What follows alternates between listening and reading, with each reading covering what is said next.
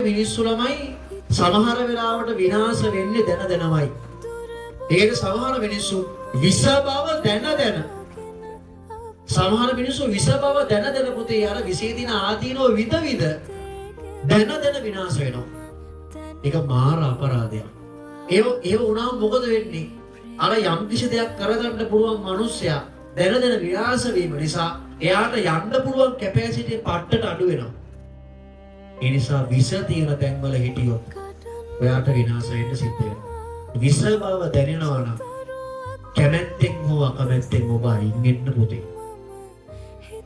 ඒක ඔබේ උඩට සිතුවිල්ලක් පවා වෙන්න පුළුවන්. සිතුවිල්ල විසයි නම් කැමැත්තෙන් හෝ අකමැත්තෙන් ඒ විස අයින් කරන්න පුතේ. ඒක මිනිස්සෙක් වෙන්න පුළුවන්. අයින් කරන්න පුතේ. ඒක කන්සෙප්ට් එකක් වෙන්න පුළුවන්. අයින් කරන්න පුතේ. ඒක තැනක් වෙන්න පුළුවන්. ඒ තැනින් අයින් වෙන්න පුතේ.